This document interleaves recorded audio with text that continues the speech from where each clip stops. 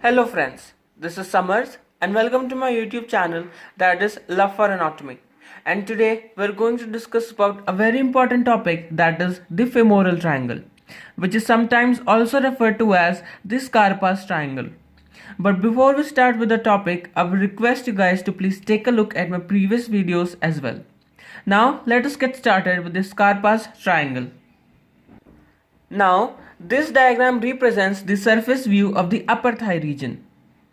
And as you guys could see, this dotted lines represents the femoral triangle. Going by the definition, the femoral triangle is a triangular depression, as you can see here, on the upper part of the thigh, just below the inguinal ligament. This is the inguinal ligament attached laterally to the iliac spine and medially to the pubic tubercle. Since it is a triangle, as you could appreciate right here, it should have a base, that is this, a lateral boundary, a medial boundary, and also an apex. Now we will discuss about the boundaries and we will also talk about the roof and the floor of the femoral triangle. Talking about the boundaries, the lateral and the medial boundaries are formed by the medial borders of sartorius, which is the longest muscle of the human body, and the adductor longus muscles respectively. The base is formed by the inguinal ligament. Now let us see these structures in the diagram. Talking about the base of the femoral triangle, it is formed by a ligament known as the inguinal ligament. The medial boundary, as you can see in here, is formed by the medial border of the adductor longus muscle. This is the medial border of the adductor longus muscle. The lateral boundary right here is formed by the medial border of the sartorius muscle. This right here is the medial border of the sartorius muscle. The apex is nothing but a point where the medial and the lateral borders intersect. Let us review it once more. This is the medial boundary, this is the lateral boundary of femoral triangle, and this is the base formed by the inguinal ligament. This green structure is the base of femoral triangle known as the inguinal ligament. The medial boundary is formed by the medial border of the adductor longus muscle. The lateral boundary up to here is formed by the medial border of the sartorius muscle, and this represents the apex where the medial and the lateral borders meet. Now let us take a look into the roof and the floor of the femoral triangle. The roof is composed of the following structures, that is skin, which is the uppermost portion, then the superficial fascia and the deep fascia.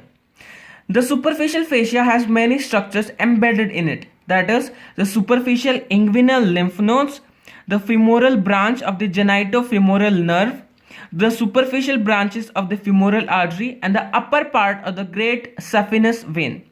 And then comes the deep fascia. Now let's look the roof in the diagram.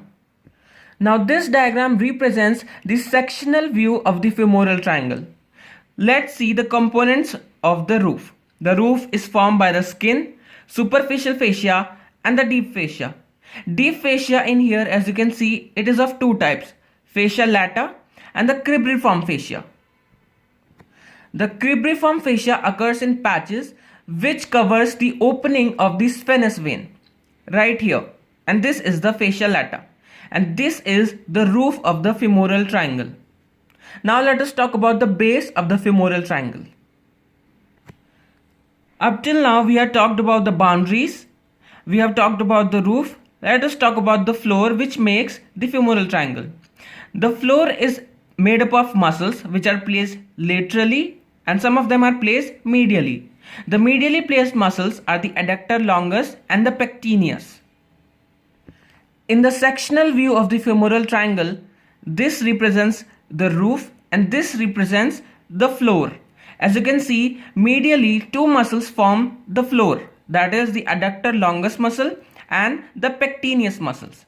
Similarly, laterally two muscles form the floor, that is the iliacis and the tendon of the psoas major. Let's review the roof and the floor once more. The roof is formed of skin, superficial fascia and the deep fascia, which includes the fascia lata and the cribriform fascia. The cribriform fascia covers the saphenous opening. The floor is composed of 4 muscles, 2 medially and 2 laterally. The medial muscles are the adductor longus and the pectineus. The lateral muscles are the iliacus and the tendon of the psoas major muscle right here. And this is the contents of the femoral triangle that we are going to talk about now. For contents, we have a total 5 different type of structures. The structure first is the femoral artery and its branches. There are 6 branches in the femoral triangle, out of which 3 are the superficial branches and 3 are the deep branches of the femoral artery.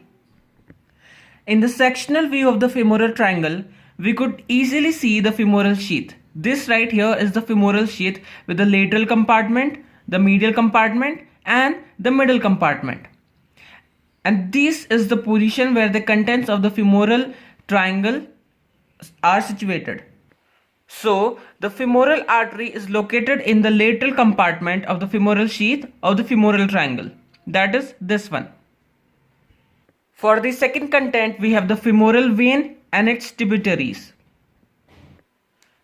This is the femoral vein, which is situated in the middle compartment of the femoral sheath. This is the femoral vein. Next, we have the femoral sheath. This femoral sheath encloses the upper 4 cm of the femoral vessels, that is the femoral artery and the femoral vein. As I have already told, this right here represents the femoral sheath with its lateral, middle and the medial compartment. This right here is a sheath which encloses the upper 4 cm of the femoral vessels. It is a very important structure in the femoral triangle. Next are the nerves. There are many nerves which are the content of the femoral triangle. And the first nerve is the femoral nerve. This right here is the femoral nerve, which is present outside the femoral sheath and just above the floor of the femoral triangle. This is the femoral nerve. Next we have the nerve to the pectineus muscles. This nerve supplies to the pectineus muscles. Next we have the femoral branch of the genitofemoral nerve. In the lateral compartment of the femoral sheath, we have both the femoral artery and this is the femoral branch of the genitofemoral nerve, alongside with the femoral artery in the lateral compartment of the femoral sheath, which is also the content of the femoral triangle. This is the femoral branch of the genitofemoral nerve. The fourth nerve is the lateral cutaneous nerve of the thigh, which supplies the cutaneous innervation on the lateral side of the thigh. Next, we have some lymph nodes that are known as the deep inguinal nodes. The deep inguinal lymph nodes are situated in the medial compartment of the femoral sheath and thus is the content of the femoral triangle. Let us review the contents once more.